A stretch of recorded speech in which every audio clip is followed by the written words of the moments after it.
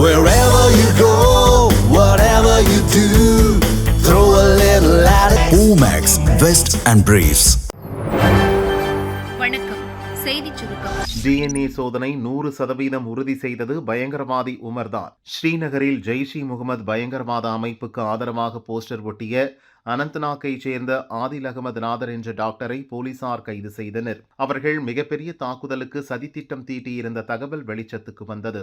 காஷ்மீர், உத்தரப்பிரதேசம் மற்றும் ஹரியானாவில் 2900 கிலோ வெடிப்பொருட்கள் பறிமுதல் செய்யப்பட்டன. டாக்டர் ஆதில் கொடுத்த தகவலின் அடிப்படையில் புல்வாமாவைச் சேர்ந்த டாக்டர் முசாமில் அகமது, 2 டாக்டர்களுடன் தொடர்பில் இருந்த பெண் டாக்டர் ஷாஹின் சயீதும் கைது செய்யப்பட்டார். மூவரும் ஹரியானாவின் அல்ஃபலா மருத்துவ பல்கலையில் பணியாற்றியவர்கள்.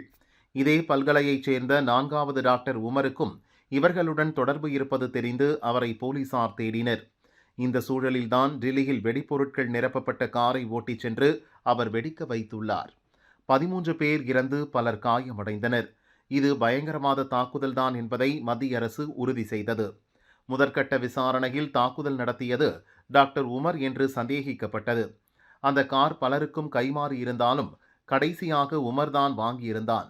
அவன் இறந்ததால் அதனை உறுதி செய்ய காரில் சிதறி கிடந்த உடல் பாகங்களை சேகரித்து DNA பரிசோதனை நடத்தப்பட்டது. உமரின் குடும்பத்தினரின் DNAவுடன் ஒத்துப்போய் உள்ளது. உமரின் DNA மாதிரி அவரது தாய் மற்றும் சகோதரரின் DNAவுடன் 100% பொருந்தியதாக வட்டாரங்கள் கூறுகின்றன. டில்லி கார் வெடிப்பை நிகழ்த்தியது உமர்தான் என்பதை போலீசார் உறுதி செய்துள்ளனர். டில்லி குண்டுவெடிப்புக்கு முன் மசூதிக்கு சென்ற பயங்கரவாதி. டில்லி செங்கோட்டை மெட்ரோ 1வது கேட் பகுதியில் நடந்த கார் குண்டுவெடிப்பு சம்பவம் மொத்த நாட்டையும் உலுக்கி போட்டுள்ளது. இந்த கோர சம்பவத்தில் 13 பேர் இறந்துவிட்டனர். 20க்கும் மேற்பட்டோர் பலத்த காயமடைந்தனர். கொடூர சம்பவத்தை உமர் நபி என்ற டாக்டர் அரங்கேற்றியது தெரியவந்தது. இவனுடன் தொடர்பில் இருந்த பயங்கரவாதிகளும் டாக்டர்கள்தான். அவர்கள் கைது செய்யப்பட்டுள்ளனர். ஆபரேஷன் செந்தூருக்கு பதிலடி கொடுக்கும் வகையில் பாகிஸ்தானில் செயல்படும் ஜெய்ஷ் இ முகமது பயங்கரவாத அமைப்பு இந்த சதித்திட்டத்தை அரங்கேற்றியிருக்கிறது. கார் குண்டுவெடிப்பை நிகழ்த்திய உமர் நபியும் சம்பவ இடத்திலேயே இறந்துவிட்டார். இறந்தது அவன்தான் என்பதையும் DNA பரிசோதனையில் உறுதியாகிவிட்டது. இந்த நிலையில் குண்டுவெடிப்பு நடப்பதற்கு முன்பு வெடிமருந்து நிரப்பிய காரில் ஹரியானாவில் இருந்து டில்லி வந்த உமர் நபி வழியில் பழைய டெல்லியில் இருக்கும் மசூதி ஒன்றுக்கு சென்றுவிட்டு வந்தது இப்போது தெரிய வந்துள்ளது.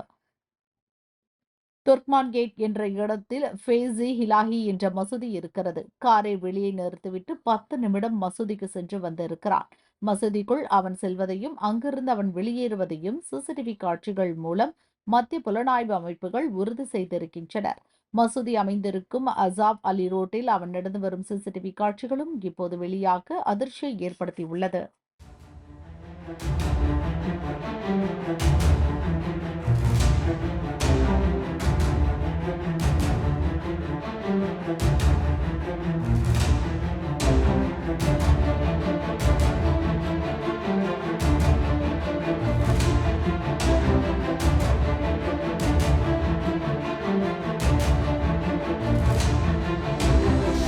காஷ்மீரில் 13 இடங்களில் சல்லடை. வீடு வீடாக போலீஸ் சோதனை. டெல்லி குண்டுவெடிப்பை தொடர்ந்து நடவடிக்கை. டெல்லியில் கடந்த 10ஆம் தேதி நடந்த கார் குண்டுவெடிப்பு சம்பவத்தில் 12 பேர் பலியாகினர். பலர் காயமடைந்தனர். இதில் காஷ்மீரின் பாரமுல்லாவைச் சேர்ந்த டாக்டர் உமர் மட்டுமின்றி மேலும் பலர் இச்சம்பவத்தின் பின்னணியில் இருப்பது தெரியவந்துள்ளது. இதையடுத்து காஷ்மீர் முழுதும் போலீசார் சோதனையை தீவிரப்படுத்தியுள்ளனர். ஏற்கனவே 3 டாக்டர்கள் கைது செய்யப்பட்ட நிலையில் மேலும் பலரை பிடிக்கும் முயற்சியில் போலீஸ் களம் இறங்கியுள்ளது. இதன் ஒரு பகுதியாக கவுண்டர் இன்டெலிஜென்ஸ் காஷ்மீர் என்ற நுண்ணறிவு பிரிவு போலீசார் காஷ்மீர் முழுதும் விசாரணையை விரிவுபடுத்தியுள்ளனர். அனந்த்நாக், குல்காம் பகுதிகளில் வீடு வீடாக நடத்தப்படும் சோதனை தவிர வாகனங்களிலும் சோதனை தீவிரப்படுத்தப்பட்டுள்ளது. தடை செய்யப்பட்ட பயங்கரவாத அமைப்பான ஜமாத்-இ இஸ்லாமி அமைப்பு குறித்தும் அதன் மறைமுக செயல்பாடு குறித்தும் விசாரணை தீவிரமடைந்துள்ளது. குல்காம், தோடா, ஸ்ரீநகர், பாரமுல்லா உள்ளிட்ட இடங்களில் சந்தேகப்படும்படியான இடங்களில் கண்காணிப்பு, விசாரணை வேகம் எடுத்துள்ளது. டெல்லி குண்டுவெடிப்பில் காஷ்மீரைச் சேர்ந்த பலருக்கு தொடர்பு இருக்கலாம் என தகவல் வெளியாகியுள்ளதால் அங்கு 13 இடங்களில் தேடுதல் வேட்டையை போலீசார் தீவிரப்படுத்தியுள்ளனர். புலனாய்வு அமைப்புகள், அதிகாரிகளும் காஷ்மீர் விரைந்துள்ளனர். ஏற்கனவே பிடிப்பட்டவர்களிடம் விசாரணை நடந்து வரும் நிலையில் டெல்லியில் கிடைத்த CCTV காட்சிகளின் அடிப்படையிலும் விசாரணை நடக்கிறது. பாரதிய ஜனதா மாநில தலைவர் பதவி ஒரு மியூசிக்கல் சேர். பாரதிய ஜனதா மாநில தலைவர் பதவி இசை நாற்காலி போன்றது. அண்ணாமலை போல் 2026 தேர்தலுக்கு பின் நயினார் பதவி காலியாகும் என அமைச்சர் சேகர் பாபு கூறியுள்ளார். சார், நயினார் உங்களுக்கு பதில் சொல்லியிருந்தாரு. எனக்கு இன்னும் 2.5 வருஷம் இருக்கு, ஆனால் அவருக்கு 2 மாதம் தான் இருக்கு அப்படின்ற மாதிரி சொல்லியிருக்காரு. இது 2.5 ஆண்டுகளா அல்லது இன்னும் 2 மாதங்களா என்பதை முடிவு செய்ய வேண்டியது டெல்லியில் இருக்கின்ற ஓனர்கள் தான், அவரல்ல. அந்த பதவியை பொறுத்தளவில் இசை நாற்காலியை போன்றது. எப்படி நாடாளுமன்ற தேர்தலுக்கு பிறகு அண்ணாமலைக்கு அரோகரா போட்டார்களோ அதேபோல் சட்டமன்ற தேர்தல் 2026க்கு பிறகு ஏற்பட போகின்ற படுதோல்வியால் நம்முடைய நயினார் என்ற நயினாவையும் பேக் செய்ய டெல்லி தயாராகும். நயினாவை பொறுத்தளவில் அவரே விரும்பி பேசியிருக்கின்றார்.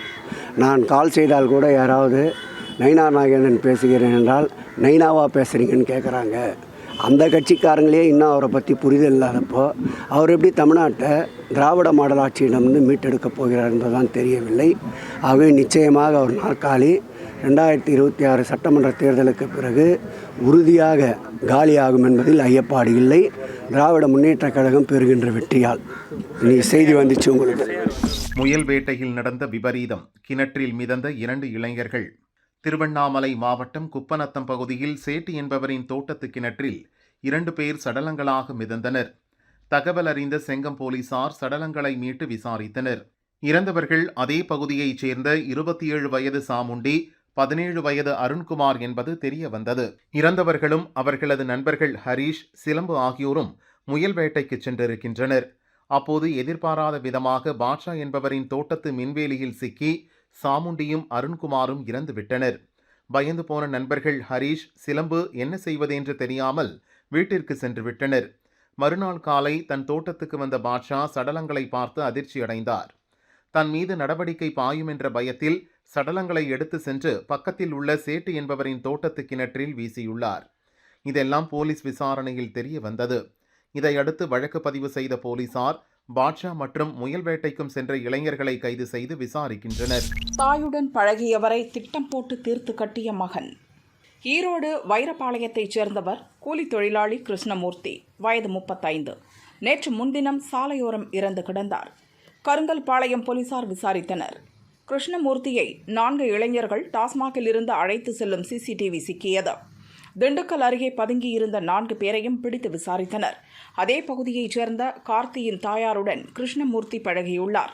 கார்த்தி பலமுறை எச்சரித்தும் கேட்காததால் நண்பர்களுடன் திட்டம் போட்டு தீர்த்து கட்டியது தெரிய வந்தது. கிருஷ்ணமூர்த்தியை கட்டை, கம்பியால் தலையில் அடித்து கொன்ற கார்த்தி அவனது நண்பர்கள் கிருஷ்ணன், கோபி, அருண்குமாரை கைது செய்து சிறையில் அடைத்தனர். தங்கம் விலை ஜெட் வேகம். ஒரே நாளில் ரூபாய் 1800 அதிகரிப்பு. சர்வதேச சந்தை நிலவரங்கள் காரணமாக நம் நாட்டில் தங்கம் விலையில் மிகப்பெரிய அளவில் ஏற்றம் இறக்கமாக காணப்படுகிறது. நவம்பர் 11ஆம் தேதி ஆபரண தங்கம் 1 கிராம் 11,700 ரூபாய்க்கும் சவரன் 93,600 ரூபாய்க்கும் விற்பனையானது. 1 கிராம் வெள்ளி 170 ரூபாய்க்கு விற்கப்பட்டது. இந்த நிலையில் நேற்று தங்கம் விலை கிராமுக்கு 100 ரூபாய் குறைந்து 11,600 ரூபாய்க்கு விற்பனையானது. சவரனுக்கு 800 ரூபாய் சரிவடைந்தது. வெள்ளி கிராமுக்கு 3 ரூபாய் உயர்ந்து 173 ரூபாய்க்கு விற்பனையானது.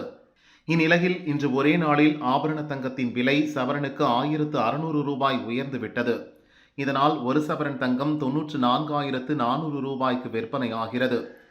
அதேபோல் கிராமுக்கு தங்கத்தின் விலை 200 ரூபாய் உயர்ந்து 1 கிராம் 11,800க்கு விற்பனை செய்யப்படுகிறது. மீண்டும் தங்கம் விலை உயர்ந்திருப்பது நகை பிரியர்களுக்கு அதிர்ச்சியை ஏற்படுத்தியுள்ளது.